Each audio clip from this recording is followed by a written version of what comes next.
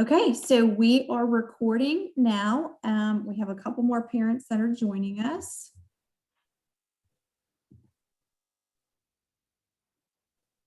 All right, I think we got everybody on. Okay, awesome.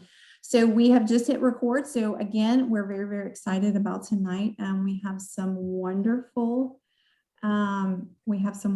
guests that are on here, and we're going to go ahead and get started. The very first person that we are going to hear from is Mr. Bo. So I'm going to give Bo just a couple of minutes to introduce himself and tell everybody about him. And if you have not, please go ahead and mute yourself. All right, Bo, you can go ahead and get started. Okay, thank you, Blanche. Hey, everybody. My name is Bo Ellerby. I live in Baton Rouge. I have a wife and a 6-year-old son. I've been blind for about 10 years. So I was born sighted, and I was born diabetic, which eventually is how I lost my vision at age 27. And at that point in my life, I'd never even met another person who was blind or even legally blind. So really had no clue as to what the future would hold for me. So after I sat home for about a year, just really didn't have any other options. I was lucky enough to meet with a vocational rehab. And I'll never forget, I met with my counselor. And the first meeting I asked him, I said, what jobs can I even do? What jobs can a person who's blind even do? So I was really thinking of it in terms of how can I fit myself into a job? And I'm so thankful. He stopped me right there. He said, don't think of it like that, because that's not how we want to do it. We want to take a step back. We want to see what you're good at, what you want to do, what you're qualified to do. And let's try to find a job that fits you rather than you fit to a job. So I was really even skeptical at that point. Just really didn't know. So I ended up moving to Lafayette, a residential program affiliated blind of Louisiana, and I lived there for 6 months. That's really where I began learning my skills, how to walk with a white cane, crossing streets, preparing meals, using technology, JAWS, learning how to use iPhone, all the skills that are just so very important to succeed in the marketplace today. And even after I had all these skills, it was still a year after I moved home and graduated. I looked for a job. Just a lot of people were nervous about hiring someone who was blind. So, but an opening came open at Lighthouse, Louisiana in Baton Rouge, and I took the receptionist position and was thankful. I was really, the first job I'd ever had since I lost my vision. At one point, I didn't think I would be able to work again. So did that for a year, and our technology instructor moved on to another job, and I was promoted. And I've been teaching technology for about 6 years. I teach JAWS and Zoom text, iPhone, Android. I also teach daily living skills. A lot of the skills I learned at Affiliated Blind. DJ, go eat. So I've looked for jobs both as a sighted person and as a person with no vision. I would tell you, as a sighted person, it's hard to find a job even as a sighted person. And it's even harder as a person who's blind. So I feel like it's up to every individual to do their best to make themselves marketable, whether that is, of course, graduating high school, going to college, which is, I feel, is very important to finding a job in the marketplace today. So that's pretty much me. Pretty excited and thankful that I was able to speak to you guys tonight. Thank you, Bo. We really, really appreciate it. Next on my screen is Mr. David Green. I'm going to go ahead and let you get started.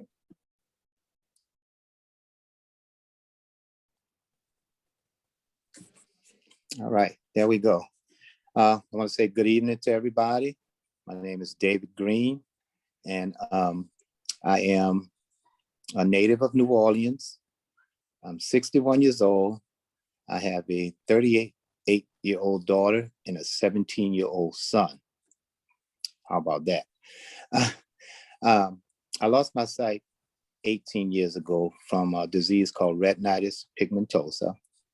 But prior to that, I lived a happy and exciting, and I did everything that a young man would like to do.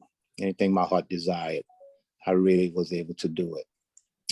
Two of the things that I did, I was an artist.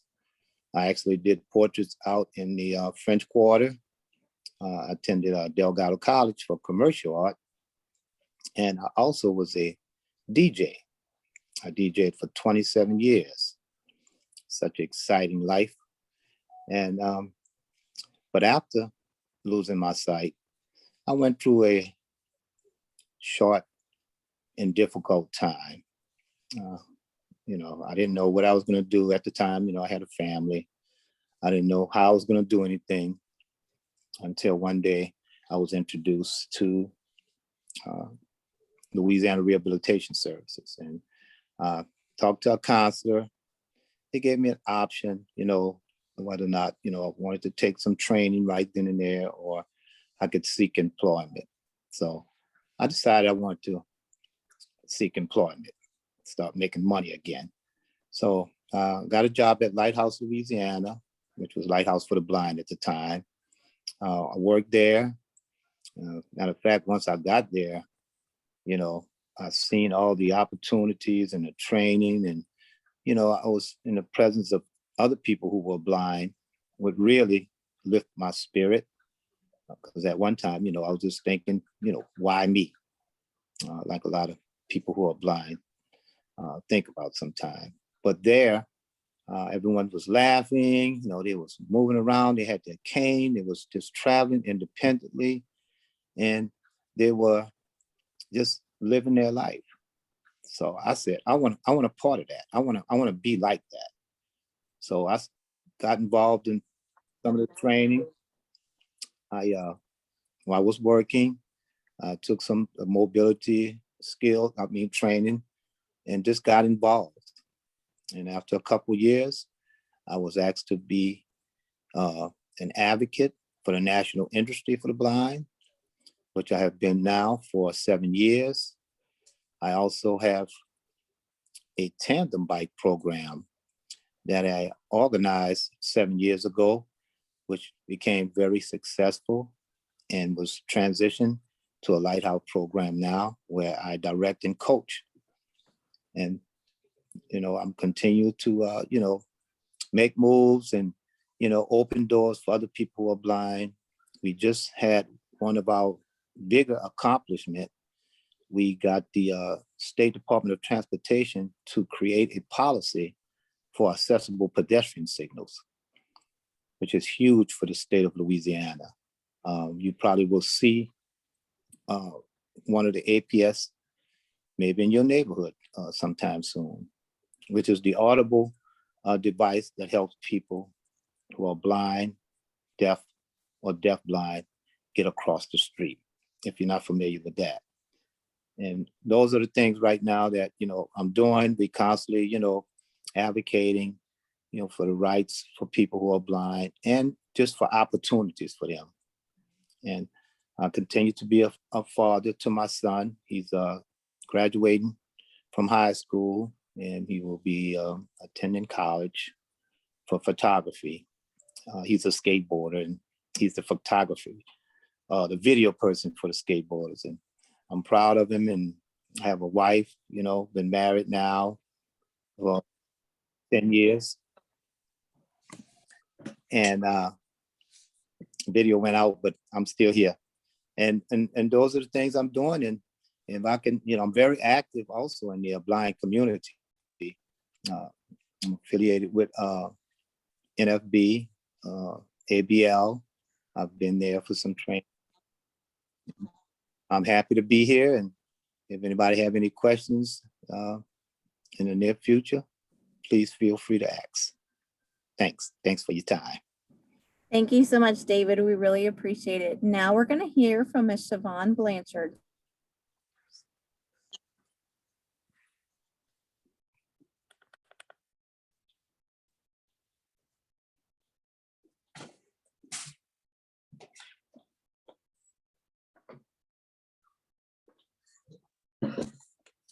Sorry, guys. I was having some technical difficulties. Can y'all hear me? Yes, we can. Okay, awesome. My name is Siobhan Blanchard, and I live in Lafayette, Louisiana. I'm not going to tell you guys how old I am, but I want to focus on something really important that happened to me when I was a child and I first found out I was going to lose my sight. So I was diagnosed with severe glaucoma at the age of 16. And at that time, we didn't really have a lot of resources in Lafayette. And my mom was just desperate because the doctors had told her that by the time I was 30, if they could not control the glaucoma, I would probably be totally blind. So she, being the mom that she was really worried, but she wanted to find someone that could help her. So she found a support group that was in that area. And just being around other parents and other individuals who were going through the same thing she was, or who had gone through the same thing that she thought I was going to go through, really, really encouraged her and helped her to know that there were lots of things that I would be able to do, because we had never met someone who was blind or visually impaired before then. And she would go to these groups and she would bring me. And most of the individuals who were in those groups were a little older than me. There weren't very many teenagers, some kids and some older people. And I would not want to go. You know, I would be, oh, this is terrible. I don't want to have anything to do with these blind people, you know. And then the more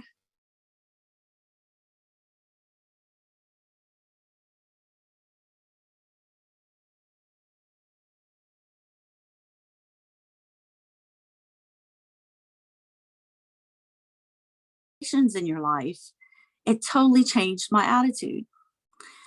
And the one thing that was the most important to me when I was 16 is that I wanted to be married and I wanted to have children. I wanted to be a mom. And to this day, that is to me my most important job.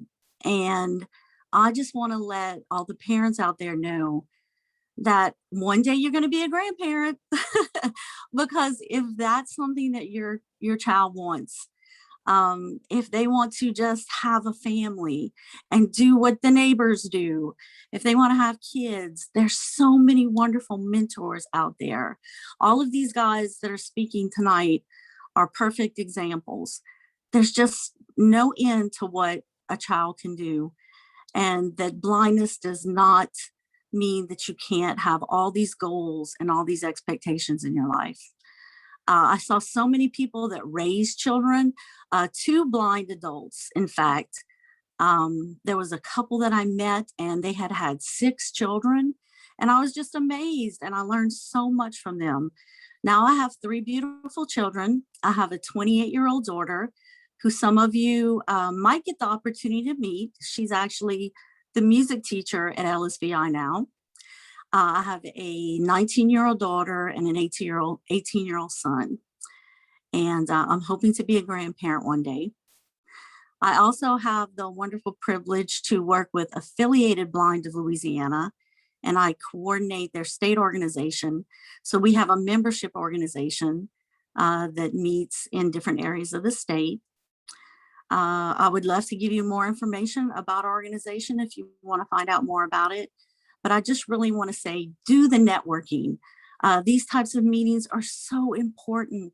And you're really going to see that there's so many things that you can do and your child can do, and you're just in the right place. So again, thank you so much.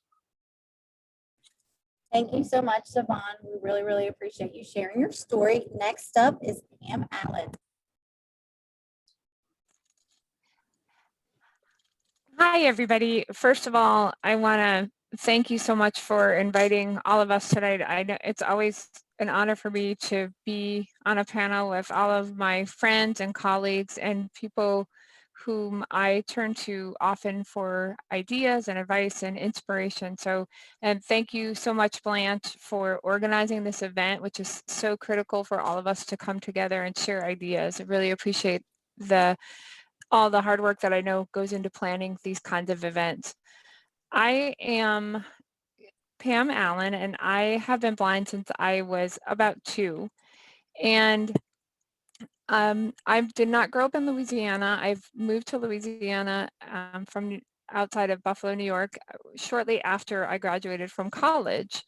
And similar to a lot of the stories that you've heard tonight, although our paths may be different, or how we lost our vision, or kind of our stories, I think a lot of, I know this is the case for me, and you've heard this referenced to by our other speakers, that oftentimes as blind people, we internalize some of the doubts and the misconceptions, the same ones that you have as parents and teachers and professionals that work in the field of blindness. There are a lot of negative stereotypes about blindness. So when I was growing up, even though I can't see anything at all, it was always a big compliment to me if someone said, "Oh, I didn't even realize you were blind." You know, my parents always told me that I could do anything I wanted, and I had awesome teachers who had really high expectations for me. But I always found that when someone would find out that I was blind, I got this kind of strange reaction, or, "Oh, I'm so sorry," or, "Oh, it must be so hard." And I didn't want that. I wanted the people to just view me as anybody else, with all the strengths and the weaknesses and the pros and the cons that anybody else has, and that my blindness was just one piece of who I am. And so for a long time, I made a choice not to be around other blind people. I wanted to have friends who were sighted, and participate in activities that weren't related to blind people. But similar to Siobhan, my parents did the same thing. And our wise parents, we listen to them. We recognize that when we're older, we appreciate them. And help me, introduce me to blind people. And I started realizing that I was the one I was the one that had to work on my own attitudes about blindness, that everybody around me was telling me all these positive messages about blindness, but that I needed to feel proud about using a cane, and recognize that, for example, using a cane wasn't a negative thing, but it was actually the tool that would allow me to travel where I wanted to go, when I wanted to go. And so, and ultimately a guide dog. But I, I recognized that I had to work on my own ideas about blindness. And it was really important for me to meet blind people of all ages, because I also realized that some of the things that I appreciated were possible because other blind people had come before me and advocated for opportunities that I had, that I was enjoying. And so that helped me really kind of see my connection to other blind people, and also the responsibility that I had also to give back and to help people, just like people who had done for me, even people who didn't know me specifically, but they had advocated for services and advocated for opportunity, and broke into careers where blind people might not have been before. And so I am currently serving as the executive director of the Louisiana Center for the Blind, and I'm also the president of the National Federation of the Blind of Louisiana, and the vice president for our national organization. And we work on helping advocate and provide services and programs and opportunities for blind people of all ages. So the messages that you're hearing tonight from all of us, that blindness is just a characteristic, and it's not our blindness, but it's really the low expectations that sometimes we have of ourselves or that society has of us that hold us back. And that by working together, we can really help change that. And I am married. We will be celebrating our 20th anniversary later this year. My husband and I haven't been blessed with children, but we have lots of adopted kids, quote unquote, that we have been honored to help be a part of. Lots of nieces and nephews over the years. We are, we have full lives. My husband's also blind, but we own our own home. We love to travel when we can, hopefully again. We enjoy hobbies. We enjoy participating in our community in addition to the work that we do in the NFB, and finding other ways to give back and serve. And so I really appreciate, I know that all of you that are here tonight, parents and professionals, are really committed to giving your kids all that they need. And I'd say the most critical thing is having those high expectations and helping your kids, instilling in them an attitude of anything is possible. All right, thank you so much, Pam. We really, really appreciate you telling your story. Next up, I feel like we're on a game show. Next up is Eric Guillory. All right. Well, good evening, everybody. It is great to be with y'all. I am Eric Guillory, and I am married to the ever patient and awesome Crystal, and we have 2 kids. Our son Austin is 15, and our daughter Bree is 12, and that is amazing to say that. I can't believe how quickly they are growing up, and we are certainly very blessed. Absolutely. And what you guys are hearing, I'm just I love hearing the folks present before me, and I look forward to those after me as well, because you're seeing some emerging themes. Connectivity and opportunity are 2 of those big themes, the overarching themes of what you're hearing. Bo talked about that, how he was able to have the opportunity to go to training thanks to Louisiana Rehabilitation Services, and thanks to a proactive counselor who said, don't try to shoehorn yourself into a particular job. What are your strengths? And then let's go after jobs that suit those strengths. And LRS provided the financing for him to get that training. But then after training, there were those who had some misconceptions about blindness, and they didn't give him the opportunity until finally a door opened to an opportunity that has been quite a blessing for him and for the students that he serves. So that connectivity, Pam talked about that, and Siobhan, how they had parents, and so did I, as well as a strong teacher of the blind, Janet Bernhardt, who many of you know. When I was a teenager, they said, hey, there's this program up in Ruston, and we think you should go there this summer. And I mean, I was a nerdy kid who liked school and things like that, but I thought, oh, I don't know. I mean, that's, going to be away from home. And are you sure? And they said, absolutely. And that was the first time that I met Pam. And of course, today I count Pam as a priceless friend, and she is just a fantastic, indomitable leader. So that was the first time I met her, and blind people of all ages. And that was great for my parents as well, because they would tell me, and they believed on one level that, yes, Eric can do whatever he wants to do.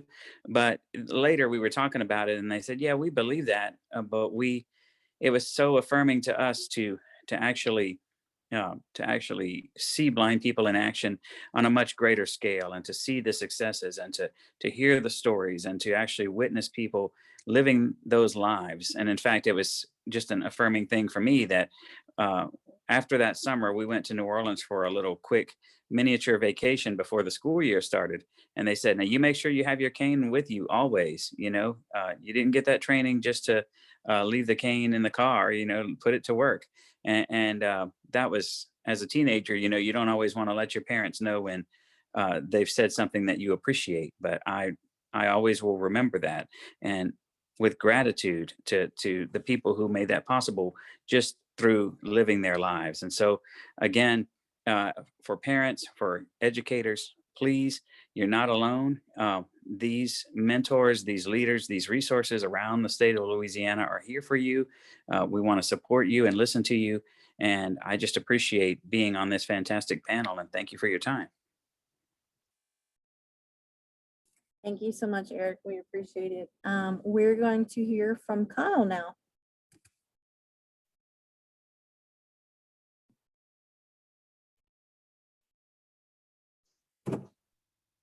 Can you hear me?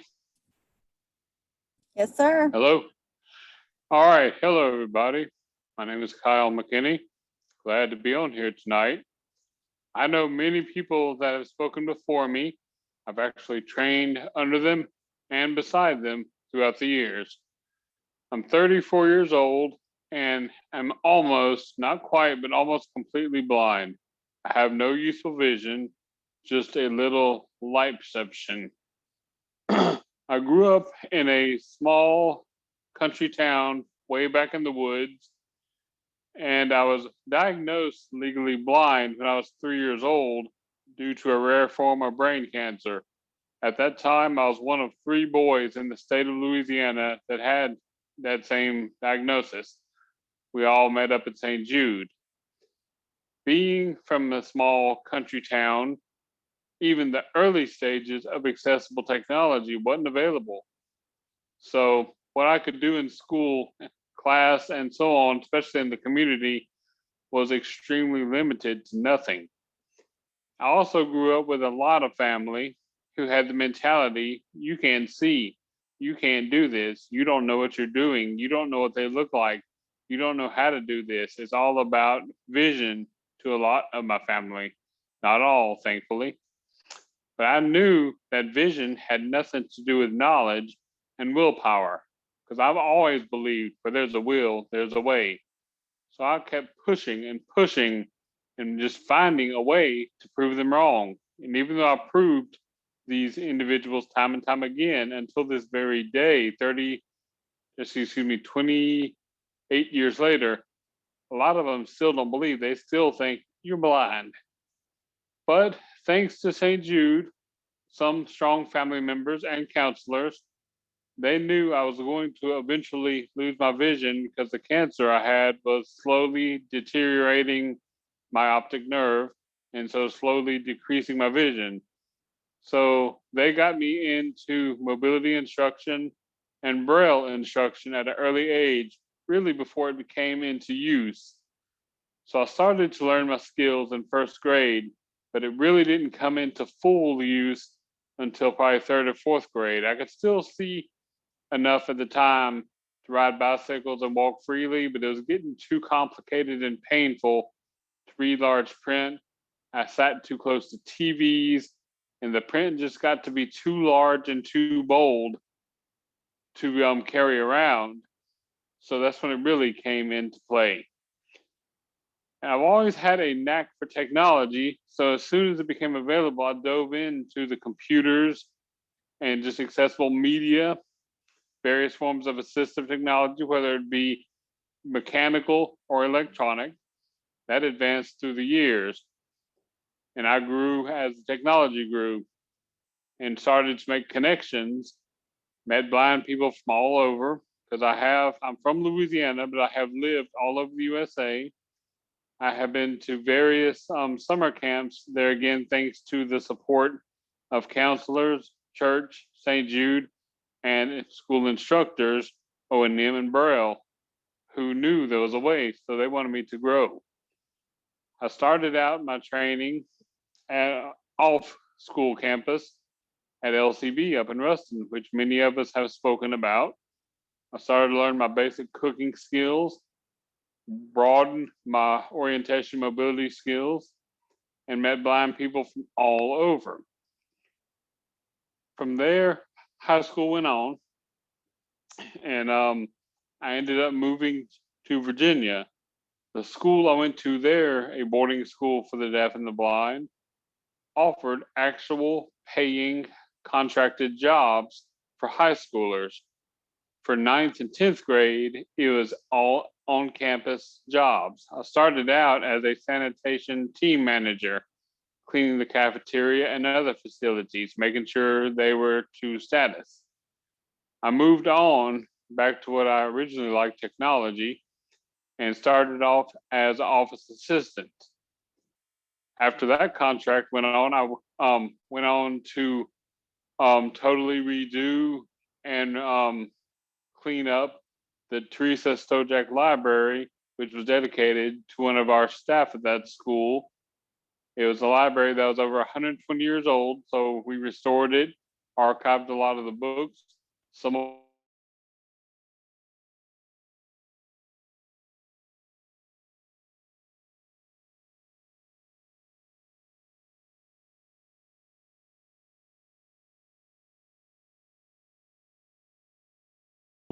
check into work, and my work was also considered a class. So I was thankful for that, the early experience. So I knew from a teenage year, there was a way, no matter what family said, no matter what people in the community said, there was a when I was 18 years old, due to various circumstances. It was tough at first, but I went on to Colorado Center for the Blind to advance my cooking skills. I learned wood shop, extreme mobility skills in the mountains, snow, ice, and extreme busy city streets. That was a really great experience. And I also, again, met blind people from all over. After that, I had an opportunity to go to the Richmond Rehab Center in Virginia to continue even more. Me being from Louisiana, we like to cook down here. So I wanted to learn to cook even more. Took more classes there, and I took even more advanced technology. So I was thankful for that. I then moved back to Louisiana. Although I'm from a small country town, I consider Lafayette to be my home because I've always felt welcome there. There's a great blind community, not all from Louisiana, a lot from all over that have just moved there to join the community. And I got in with ABL, joined their chapter, and have learned a lot of events, had a lot of fun, a lot of experiences, shared a lot of memories, ideas, tricks, and tips. 12 years I was unemployed in Lafayette, but thanks to my counselor through ABL, I was able to find a job and go after it. So I applied. Chances were slim, but I was blessed to have the job. I have now been employed with the Special School District of Louisiana for 2 years, and I'm thankful for what I do. As a young blind person, someone did this for me, produced my Braille books, materials, and provided my equipment needed to have equal opportunity in the classroom. Now, as an accessible materials specialist, I'm able to do the same thing.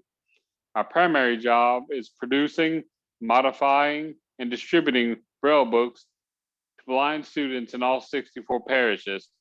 My job has also extended to where I am able to research, test, and recommend and assist with assistive technology depending on the student's needs, whether it is deaf blind, just blind, physical dexterity issues. And so that is great because I love technology. I love working with technology, testing, researching, recommending. And I'm not only in the lab producing, but I'm able to go out in the field and meet one-on-one with these students. Also, for the past 11 years, my field goes beyond just visual or hearing impairments. Through my church, I have been able to go to Guatemala on individual mission trips. I'm an individual self-sponsoring missionary to help children in severe situations. So my goal in life is to lift those up because the counselors, teachers, doctors lifted me up. So now it's my turn to reach out a hand and help those that are down be lifted up and show them there is a way. Where there's a will, there's a way. And hope I haven't jabbered too much, but I appreciate you all listening to me. And if you have any questions, feel free to contact me. Thank you very much, everyone.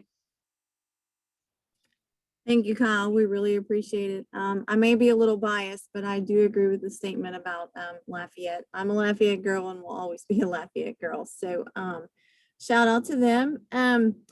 So parents, I hope y'all were able to hear some of these just amazing stories from these amazing people.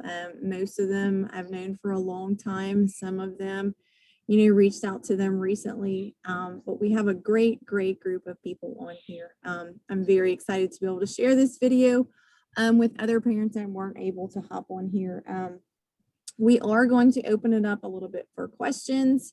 So if anybody has a question, they can unmute themselves or they can type it in the chat and we can go from there. I do have one question, panel. One of the biggest questions I get all the time is, how do you get, and again, a lot of the parents on here do have little ones, but it has come up. How do you get a kid motivated to use their cane? This is Kyle. May I answer? Yes. I had the same problem when losing my vision after being able to see for 8 years. I did not want that attachment of holding a cane. I have rejected it. But my O&M instructors said, well, think about this. What are you going to do? If you want to get around, you want to play, you want to go on vacations, but how are you going to do it without your cane? So I said, I'll just walk around. This is, of course, the way I was taught, but I would keep bumping into things and I'd get angry. And I was told a cane is your friend, just like shaking your best friend's hand, something you trust, something that is there and reliable that could help you on, is how I was encouraged. And it was a slow process. It was not overnight, but through gentle encouragement and live examples, I was able to expand. This is Eric. May I chime in? Absolutely. So I agree, Kyle. I think because I was one of those kids too. I didn't want to. I was. And what's interesting about that is from my young mindset, I was a Braille reader from very early on. But when it came to the cane at first, I'm going to be different. Well, as a Braille reader, I'm already quote unquote different, but that's the literacy medium that works best for me. And thank goodness that I had teachers and parents and mentors who believed in my capacity and in the power of Braille, that it was not inferior and is not inferior. And I think the same thing for canes. It's helpful for students and also parents to see people being independent with canes, and that the quote unquote cool kids have canes too. And that's where, again, training opportunities are so important and mentoring opportunities are so important, because for me, when I got introduced to more blind people who were walking around with canes and weren't apologizing about it and were living their lives, raising families, going to ball games, doing all that, that really helped. And I know that can be difficult to do, particularly in the COVID era. It's difficult, but fortunately, because of the vaccine and restrictions are starting to get, the easing of restrictions is on the horizon.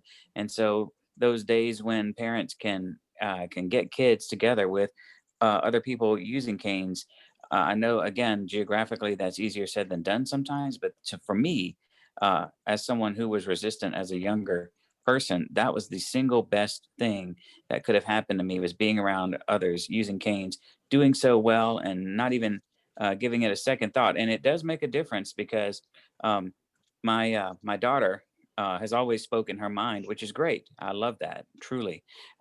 She's brutally honest. And when she was probably 5 years old or so, which would have been about 7 years ago, I was lifting a very heavy box. And so I put my cane up against a building and I carried this box with two hands, and I placed it wherever I needed it to carry it. And then I kind of shuffled back to the area where I was and I grabbed my cane. And at that time, my wife, who happens to be sighted, and my daughter were waiting in there in our car for me. And I got in our car, and so my wife said, "Tell your dad what you told me." And our little girl said, "Daddy looks better with his cane." And so she happens to be a sighted child too, but because she grew up around blind people like Pam and Roland Allen, like so many others who use their canes and just again do so without a second thought, that imprints on not only a blind child's mind, but also on the minds of siblings and family and loved ones who might be resistant to it as well. I would say too, and I totally agree what Eric and Kyle have said. I think that's so important. And there are a lot of things that parents encourage their kids to do, even though your kids may push back a little, you still encourage them to do those things because in the long run, it pays off. I think the other thing too, sometimes with parents, people don't, they may not be used to seeing a blind child with a cane, or they may kind of give you a funny look as a parent, or you might get public reactions. And what I always think is really helpful is to say, hey, yep, this, to help your child feel comfortable advocating and say, yep, this is my cane, and it helps them find things. Because for the rest of their lives, every single one of us on this call could attest to the fact that no matter how old you are, you're going to get questions about what's that and what does it do, and why do you have that. And so as early as possible, help your child feel comfortable with explaining that and finding the words that work for them to explain it, whatever makes, but that kids see it as just part of a tool that allows your child to play on the playground or access the things that they want to do. And then, that becomes just part of every day. And, as a parent, I think that's a really powerful tool early on to help your child feel comfortable with that. And also as a parent, to recognize that even though sometimes other people may question you or look at you and wonder, why are you helping your child more? It's good to help your child develop those skills and learn to problem solve and recognize the independence that Eric and Kyle were talking about that a cane affords, and seeing people who are competent and confident in using their cane will also be a great motivator. This is Kyle. If I may add one more quick thing. In Virginia, we did this project. Some people that were rejecting it, especially, worked really well with the younger kids. And but just make their cane personal. Don't say, is your cane. Your cane is your friend. So give your cane a name. Like I said, like shaking a best friend's hand, your cane is always in your hand and you trust it. So this works really good for younger children. Ask them to give their cane a name. Since I was in this project, of course, my cane got a name, and it's fitting. Blanche will understand. My cane is Long John, because I have the tallest cane on the LSBI campus. There are taller canes out there, but not in Louisiana. My cane's 74 inches long, so thus the name Long John. But just make it personal, and that helps comfort build with kids in some cases. Thank you, Kyle. Yes, Kyle does have the longest cane on the LSVI campus.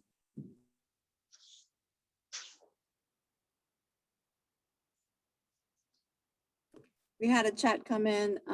Stacy said, great advice, Kyle. Thank you. Any other questions?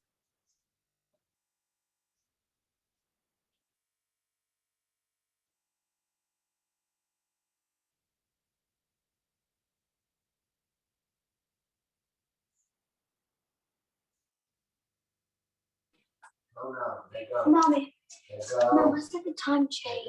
Hannah, do you have a question? No, I'm just listening in. Okay, Hannah has a little one. They're towards the northern part of the state, but Hannah does have a little one, and we have recently given her a cane. Anyone else have any questions?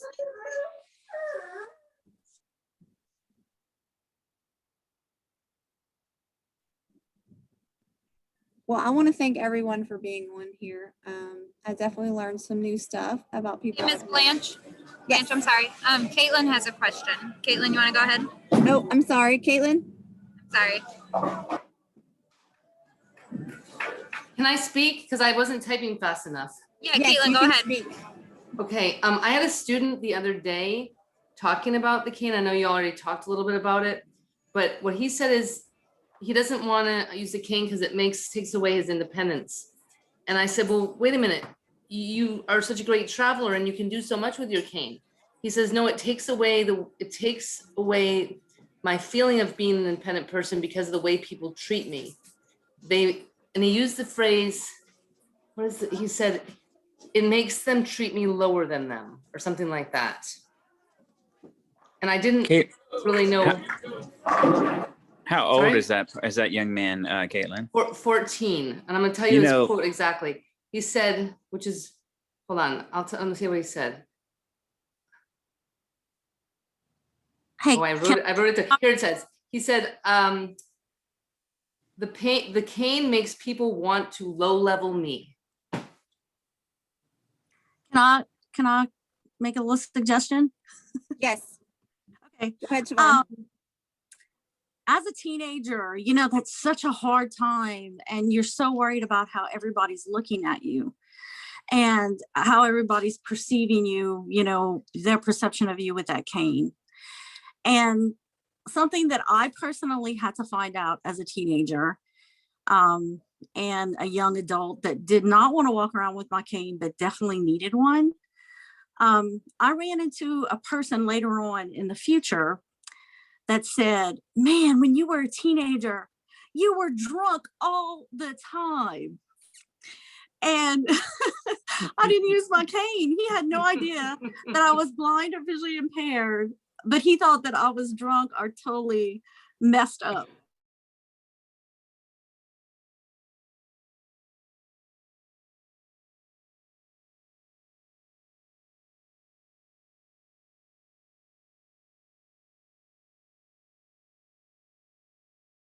Are you going to walk? Are you going to have to touch the wall? You know, how does that make you look? And so I know that individuals who have come through our center, I think that's really important to say, hey, if you think they're looking at you with your cane, how do you think they're looking at you without your cane? And make them kind of really think about it. You know, how are you going to have to travel if you don't have your cane? You know, what might happen? And would that be a more embarrassing situation than if you had your cane? You know, so it can go both ways. Siobhan, that's great minds, because that's exactly what I was going to say. Is a lot of times I think those of us who are resistant to the cane don't realize how much we're getting looked at anyway. We really are. We don't know it, but we are. When you told the story about your daughter, it made me think of that, because I'm thinking, yeah, maybe Daddy didn't look so confident when he was shuffling to go back and get his cane that he did when he had the Oh, cane, I you didn't know? look confident because I was Yeah. hoping I was going to hit the cane right the first time. So absolutely. Exactly. I would say that it's not just children who are nervous about having the cane. I've had several clients well above child age that didn't want to have the cane, but I would say, you know, this message is probably not going to get through at 14 years old, but don't let people treat you like that.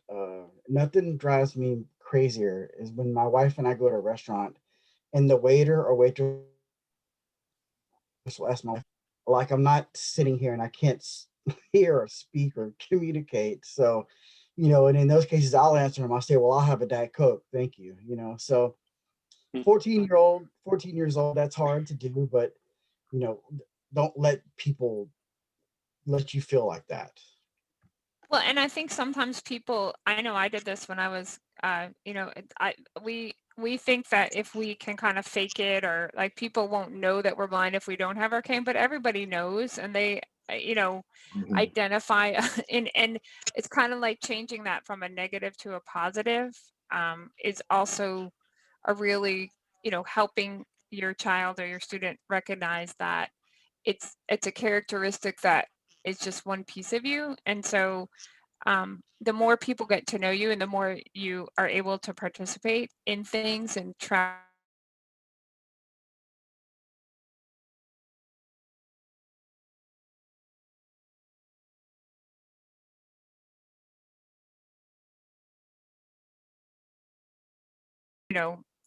so it's kind of like you start experiencing the wins of that independence, and it becomes, just a lot more comfortable. Yeah, and it also takes a big burden off your shoulder, having to try to, fake, pretend that you can see and you really can't. So, having to do things in a robotic type manner, and it's really hard. And that reminds me when I first accepted the cane.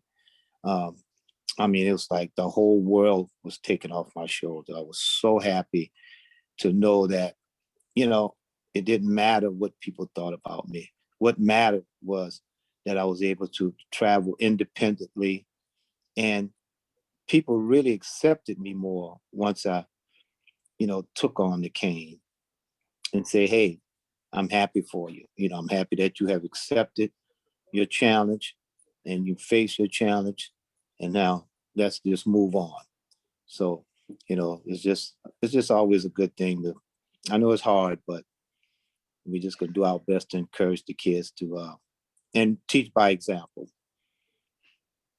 Also, a cane could be a good education tool.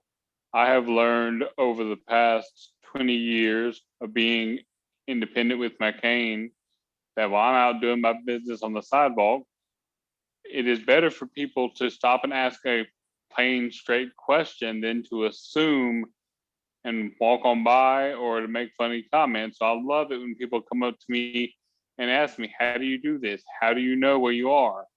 And it's a teaching moment for them to pass on to others or to be more acceptant of the blind community. So I love those opportunities, of conversation. And also I've met some of my greatest friends out on the streets of America. Awesome. So these are wonderful answers. I love hearing from everyone. As a parent, we can tell them the importance of everything, but it means so much more coming from y'all. Does anyone have any other questions?